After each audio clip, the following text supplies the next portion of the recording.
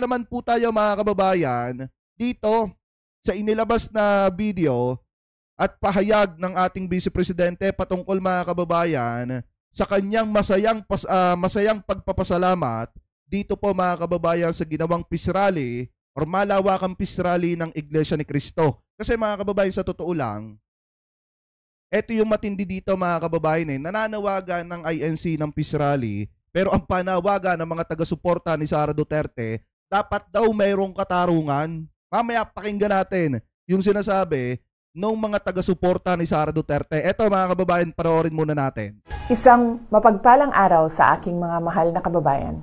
Taus-puso akong bumabati sa lahat nang lumahok sa malawakang peace rally ngayong araw.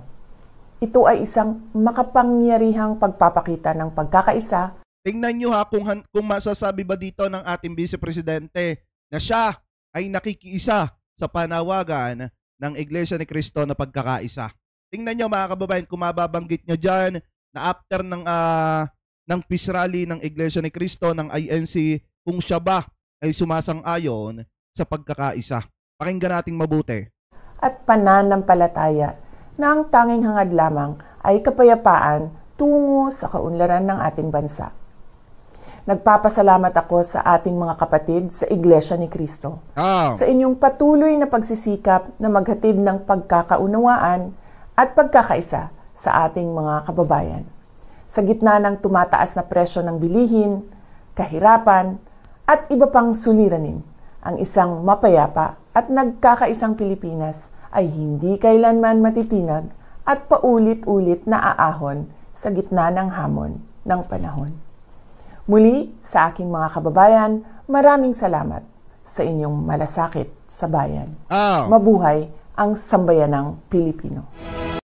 May narinig ba kayo mga kababayan na siya ay makikibahagi at makikiisa mga kababayan sa panawagan ng INC na kapayapaan? Kasi mga kababayan, kung ikaw nakita mo naman yung panawagang kapayapaan ng Iglesia ni Cristo, kung ikaw ay bukal sa damdamin mo na makiisa sa kapayapaang yon, di ba dapat ang sasabihin mo dyan, after mo magpasalamat, bilang pangalawang Pangulo ng Republika ng Pilipinas, ikaw ang isa sa mangunguna at magpapakita ng kapayapaan, ng pagpapakita ng kapayapaan dito sa ating bansa? Pero wala tayong narinig mga kababayan. Nagpasalamat lang siya, binanggit niya lang yung mga pangunahing sinasabi niyang issue ng problema ng Pilipinas mga kababayan, pero wala po tayong narinig na siya ay makikibahagi sa pagkakaisa na hinihingi po ng Iglesia ni Cristo. Ibig sabihin mga kababayan, hanggang doon na lang yon. At hindi maiiwasan na sa mga susunod na araw, buwan, mas matitindi pa yung gagawin nilang banat, pagbatikos sa gobyerno ni PBBM. Kasi wala siyang sinasabi dito na nakikiisa siya sa hinihiling ng Iglesia ni Cristo na pagkakaisa.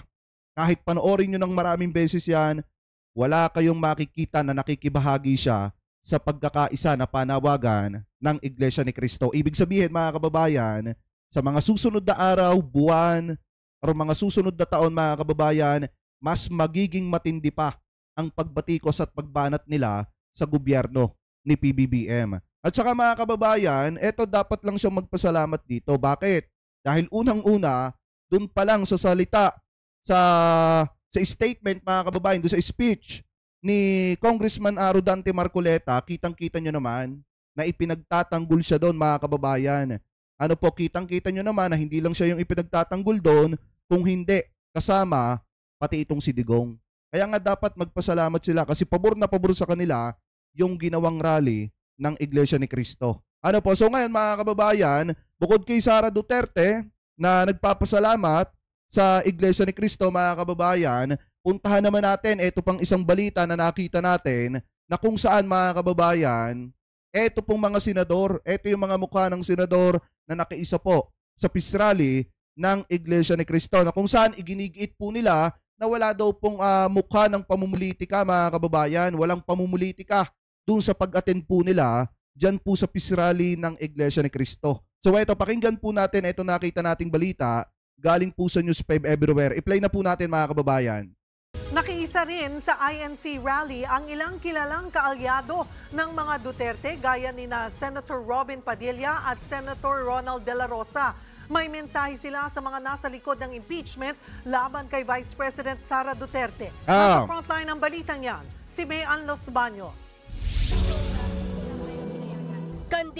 Pakinggan niyo yung sasabihin ni Robin Padilla, ha? Dato ng Iglesia ni Cristo at inendorso noong 2022 elections sa ilalim ng Uniteam.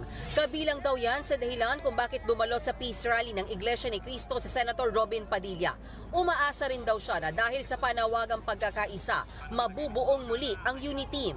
Suportado ni Padilla ang panawagan mismo ni Pangulong Bongbong Marcos na hindi ito ang panahon para sa impeachment trial. Nandito po ako bilang isang Muslim. Ako po ay sumusuporta sa hakbangin na ito. Panahon na po para tigilan na po natin ang napakaagang politika. Kaya po... Sa tingin nyo mga kababayan, uulitin ko ulit yung sinabi ko kanina do sa pangalawang live natin. Sa tingin nyo kung si PBBM kaya ang nakaharap sa impeachment na usapin mga kababayan, sa tingin nyo makikiisa kaya itong mga senador na ito para pigilan mga kababayan? Ano po para pigilan? Yung impeachment laban po dito kay PBBM. Kung sakaling si PBBM yung nahaharap mga kababayan sa usapin ng impeachment, sa tingin nyo may mga nagrarally kayang ganyan para pigilan na ma-impeach etong si PBBM? Ako nagtatanong lang naman. Nagtatanong lang naman ako mga kababayan. Kasi parang yung mga senador dito nakisakay, yung mga Duterte boys mga kababayan nakisakay dito sa peace rally ng Iglesia ni Cristo. Hindi lamang po yung mga Duterte boys mga kababayan, pati yung mga Duterte vlogger nakisakay ng matindi dito po sa peace rally ng Iglesia ni Cristo. Kasi nga mga kababayan, kung sila kasi magrarally ng kanila, wala namang gaanong pumupunta. Nilalangaw mga kababayan sa madalit salita. Pero kung sila ay makikisama mga kababayan dito sa rally ng sa peace rally ng Iglesia ni Cristo, marami mga taga-suporta mga kababayan at makakakuha pa sila ng taga-suporta dyan. So ngayon kung titingnan po natin, ang sinasabi dito ni Robin Padilla, hindi pa daw napapanahon na ma-impeach etong si Sara Duterte at sinusuportahan nila yung panawagan daw ni PBBM na wag pagtuunan ng pansin etong si Sara at wag ma-impeach mga kababayan. Ano po? So ngayon ipagpatuloy pa natin. 2025 pa lang nagkakaganito na tayo. Tahasan ding sinabi ni Padilla na oras ay akyat sa Senado ang impeachment laban kay VP Sara Duterte. Boboto siya kontra dito. Definitely. Opo, siguro naman po, napaka-plus. Di ba dapat mga kababayan pagka ikaw yung magsisilbing hurado, yung magsisilbing judge mga kababayan sa Senado, dapat hindi mo muna ina-announce yung personal interest mo. Kasi isa ka sa maglilitis niyan mga kababayan Isa ka sa tatayong judge sa Senado. Dapat hindi ka muna nagbibigay ng pananaw mo patungkol dyan sa usapin ng impeachment. Ngayon pa lang mga kababayan, sinasabi na ni Padilla na kapag tinindigan niya yan, hindi siya buboto na ma-impeach etong si Sara Duterte. So ibig sabihin mga kababayan, ngayon pa lang sinasabi na niya na hindi siya magiging patas na hurado mga kababayan kung siya ay tatayo dyan sa usapin ng impeachment nitong si Sara Duterte. So ngayon ipagpatuloy pa natin. Stick ko naman, kung sasabihin ko po sa inyo, pag yan ay umakyat sa Senado, mag-iisip pa kayo kung ano iboboto ko. Present din sa rally si Senator Bato de la Rosa. Giit din niya, hindi ito ang tamang panahon para sa anumang impeachment trial. Sino yung mga tao na gusto talaga ma-impeach si Bibi Sara? Sana nakikinig sila sa mensahe na pinaparating nito mga kababayan natin. This mammoth crowd na andito ngayon. Kaisa, sana makinig sila. Gayunman, hindi raw handa si De La Rosa na sabihin ang boto niya sa impeachment, lalo tatayo silang senator judges o Ayan! Diyan yung makikita mga kababayan, kahit papaano may utak pa etong si Bato de la Rosa kaysa kay Robin Padilla. Bakit? Si Robin Padilla, sinabi na agad niya kung ano yung boto niya. Tatayo siyang judge mga kababayan dyan. Tatayo siyang hurado dyan kapag umakyat na sa Senado yung usapin ng impeachment nitong si Sara Duterte. Eto si Bato de la Rosa, buti gumamit pa mga kababayan ng utak at sinabi niyang hindi niya pwedeng sabihin kung ano yung magiging boto po niya.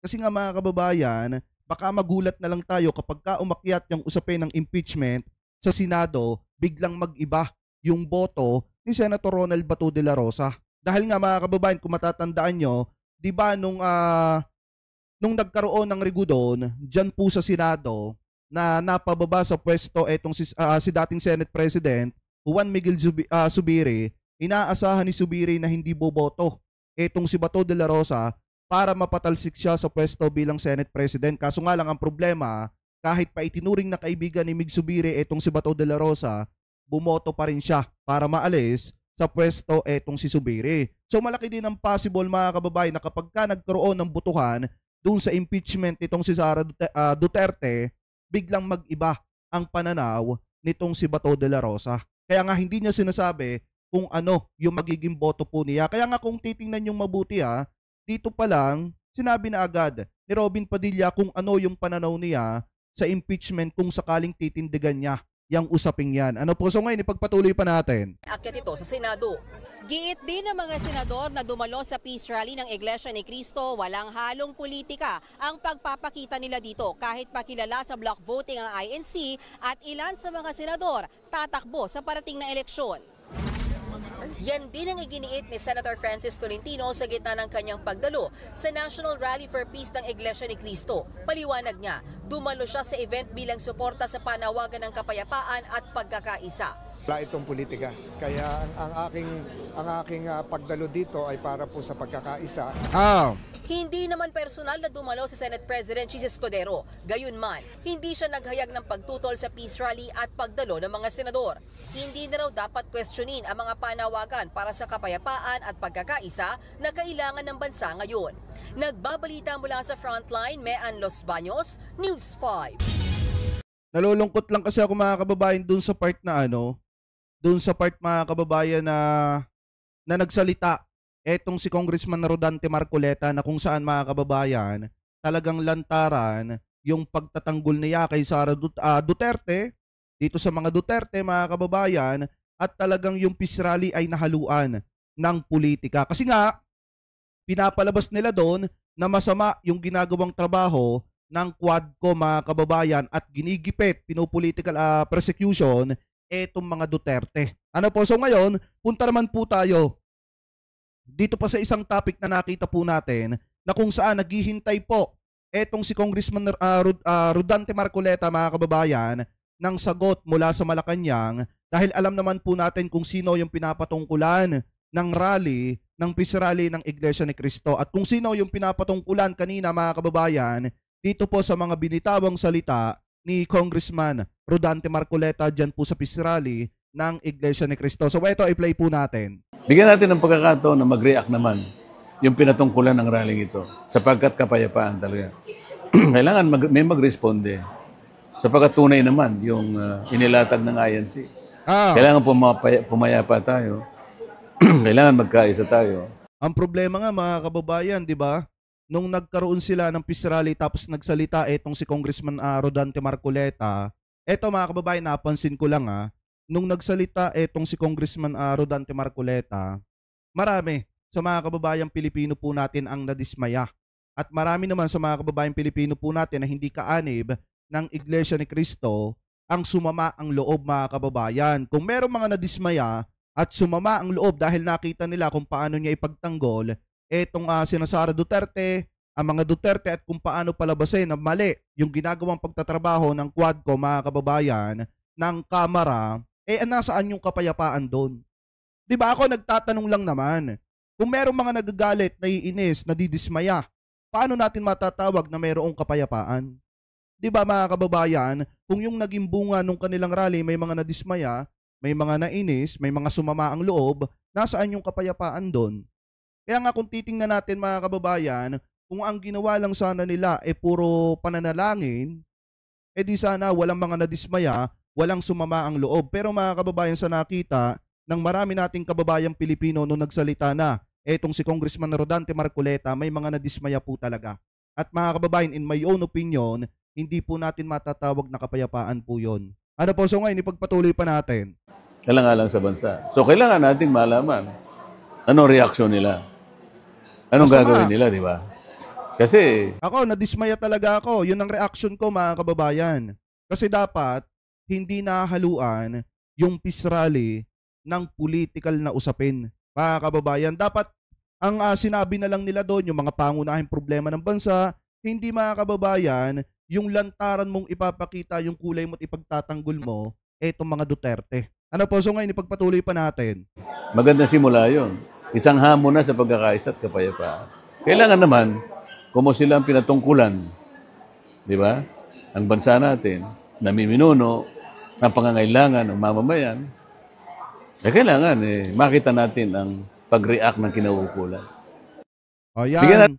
So, ibig sabihin, yung hinihintay niya na sumagot doon sa mga naging peace rally, mga kababayan ng Iglesia ni Cristo, ang una dyan, yung Malacanang, mga kababayan. Pangalawa, yung House of Representatives.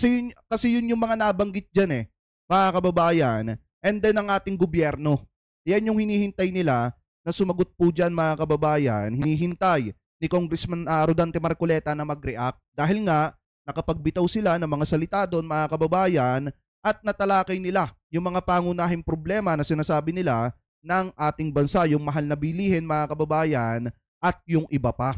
So ngayon, hintayin natin, mga kababayan, kung ano ang magiging sagot dyan ng Kamara de Representantes, kasi nga nabanggit doon yung Quadcom at nabanggit doon yung pagtatalakay ng budget nitong si Sara Duterte for 2025, mga kababayan, noong mga nakaraang taon. At napag-usapan din, mga kababayan, kanina sa speech nitong si Congressman Rodante Marcoleta, yung issue, mga kababayan, na ginagawang pag-iimbestiga sa maanumalyang paglustay ng pera ng mamamayan. At ang nakakalungkot nga lang dyan, parang ang sinasabi kasi kanina, di umano, ni Congressman Rodante Marcoleta, na kapag ang isang politiko, mga kababayan, ay gumagamit ng pera ng mamamayan, parang hindi na sila pwedeng tanungin. Lalo na kung ikaw ay isa sa may pinakamataas na posisyon sa ating gobyerno. Kaya nga, mga kababayan, kung iisipin po natin, talagang nakakadismaya. Gaya nga po ng sabi ko kanina, mas masarap makamtan yung kapayapaan kung meron tayong accountability, mga kababayan, at saka katarungan. Kasi kapag kakatarungan yun ng ibabaw, mas masarap nasapin ang totoong kapayapaan.